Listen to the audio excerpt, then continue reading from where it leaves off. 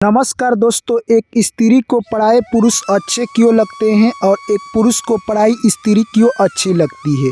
आज की कहानी में हम लोग जानेंगे स्त्री और पत्नी का 7 जन्मों का रिश्ता होता है, परंतु कुछ स्त्रियों को पढ़ाए पुरुष अच्छे क्यों लगते हैं।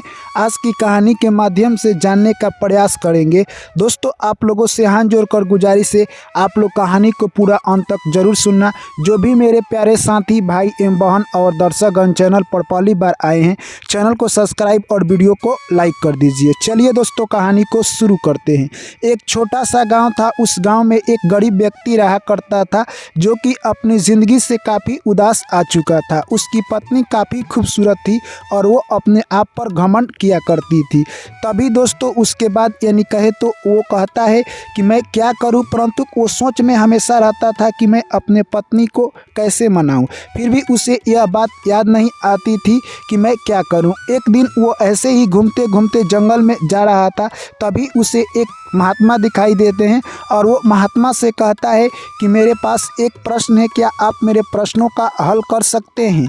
तभी दोस्तों वो महात्मा कहते हैं कि बताओ तुम्हारा क्या प्रश्न है। तभी वो कहता है कि आखिर मेरी पत्नी मेरी बात क्यों नहीं मानती है और अक्सर कलयुग की स्त्री यानी पराये पुरुष से दिल क्यों लगाती है और पराये पुरुष यानी कहे तो पराई स्त्रियों से दिल क्यों लगाते हैं। यह बात सुनकर महात्मा कहते हैं कि ठीक है, मैं इसके लिए तुम्हें एक छोटा सा कहानी सुनाता हूँ, तुम कहानी को पूरा ध्यान से सुनना। उसके बाद वो गरीब व्यक्ति कहता है कि ठीक है महाराज, आप कहानी को शुरू कीजिए।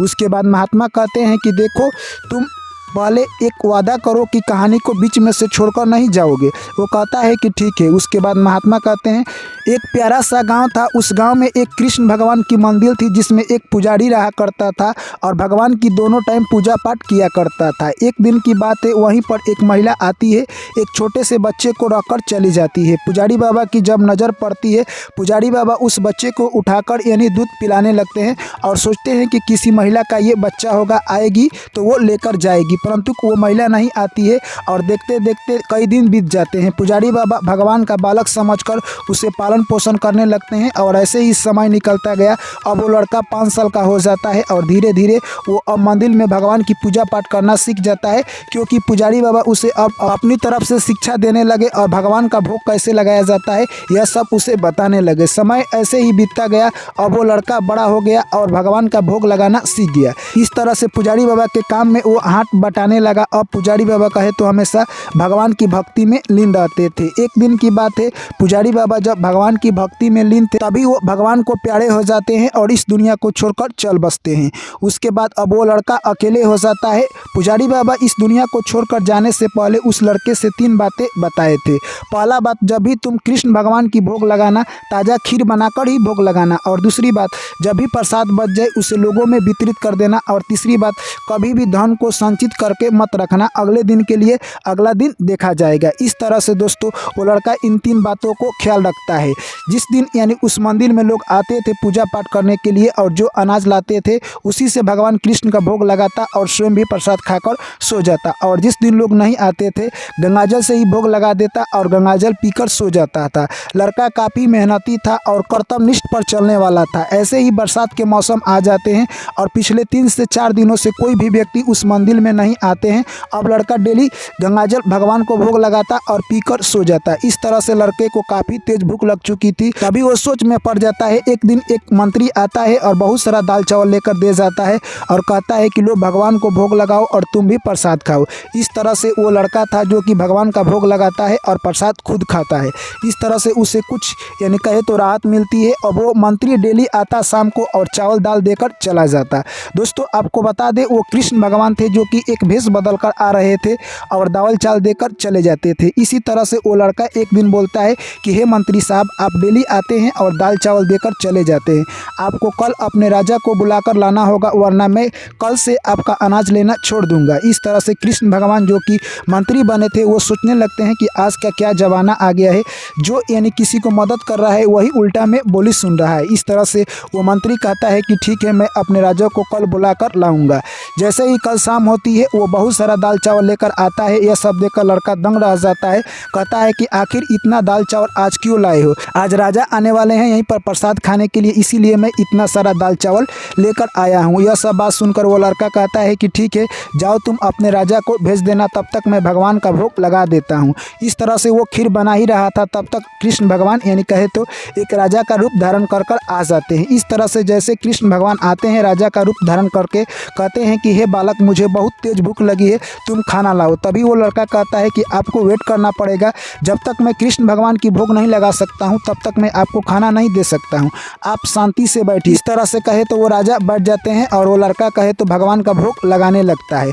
जैसे ही वो भोग लगाने के लिए जाता है, इधर कृष्ण भगवान अपने रूप में आकर उसके यानी कहे तो जाते हैं रसोई घर में और जाकर सभी सामान चख लेते हैं।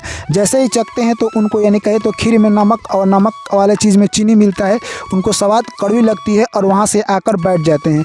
अब उनको खाना खाने की कोई मन नहीं कर रहा था, तब तक उधर से लड़का कृष्ण भगवान का भोग लगाकर आ जाता है और कहता है कि लीजिए आप खाना खा लीजिए।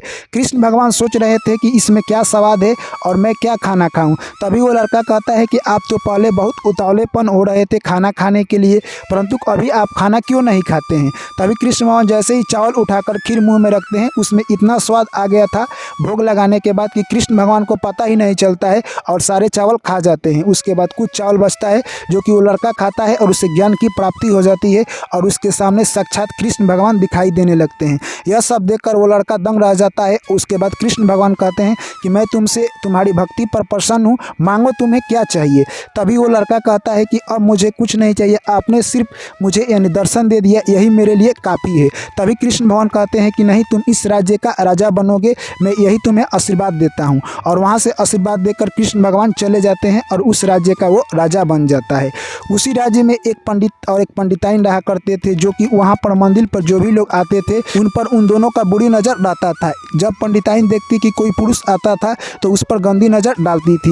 एक दिन रास्ते से एक पुरुष आ रहा था, उसके साथ पंडिताइन यानी कहे तो अपने सामान लेकर उसके साथ रफू चक्कर हो जाती है और जो पंडित था वो एक स्त्री को देखता था, उसी स्त्री के साथ जो भी उसके पास पैसा कौड़ी था वो लेकर रफू चक्कर हो जाता है। दोनों नदी किनारे जाते हैं। इधर पंडिताइन थी जो कि अपने जो भी गहने और सोने चांदी लेकर गई थी, वो व्यक्ति उसे कहता है कि दो मैं नदी उस पार रख कर आता हूँ, तब तुम्हें लेकर मैं चलूँगा, और गहने लेकर उसे नदी में ढकेल देता है। उसके बाद जो इधर पंडित थे वो औरत कहती है कि आप मुझे गहने दीजिए, मैं नदी उस पार रख कर आती हूँ, तब मैं आपके साथ चलूँगी, और पंडित महाराज को भी ढकेल देती है नदी में। इस तरह से दोनों एक दूसरे को पता नहीं थे कि हम लोग घर से बाहर हैं, और जैसे ही दोनों जाकर नदी में एक स्थान पर मिलते हैं तो दोनों दंग रह जाते हैं और दोनों आपस में माफ़ी मांगने लगते हैं और कहते हैं कि हम लोग जो गलती किए हैं उसका आज अंजाम भोग रहे हैं। उसके बाद साधु बाबा कहते हैं कि देखे तुम किस तरह से एक औरत यानी कहे तो अपने चरित्र का हनन कर रही है, जिसका चरित्र गिर जाता है वो ऐसा काम कर सकती है, यानी पराये पुरुष से दिल लगा सकती है, और जिस पुरुष का भी चरित्र गिर जाता है वो भी पराई स्त्री पर ध्यान दे सकता है। यह हम यानी कन्फर्म नहीं कर सकते हैं चरित्रहीन स्त्री होती है या पुरुष होता है। जो यानी अपने कहे तो कर्तव्य पथ से विचलित हो जाता है, यानी जो मानवता के खिलाफ कर्म करता है उसका ही चरित्रहीन होता है, जो नीच कर्म करता है वही चरित्रहीन कहलाता है, चाहे पुरुष हो या स्त्री हो, कोई भी हो सकता है दोस्तों। उसके बाद यानी कहे तो वो गरीब व्यक्ति कहता है कि हे महात्मा, आपने जिस प्रश्नों का उत्तर मुझे समझाया वो अच्छी तरह से समझ आ गया, आज के बाद मैं ऐसा गलती नहीं करूँगा, और वहाँ से घर जाता है और अपने पत्नी से मिलकर रहने लगता है। इस तरह से दोस्तों ये कहानी यहीं पर समाप्त होती है। चलिए दोस्तों, आप लोगों को कहानी कैसी लगी है कमेंट करके जरूर बताएं। वीडियो अच्छी लगी है तो वीडियो को लाइक करें, दोस्तों के साथ शेयर करें और चैनल को जरूर सब्सक्राइब करें। आप लोगों से पुनः मुलाकात होगी एक नई वीडियो में, तब तक आप लोग मुझे दीजिए इजाज़त। सभी साथियों को मेरा प्यार भरा नमस्कार। जय श्री कृष्ण, राधे राधे।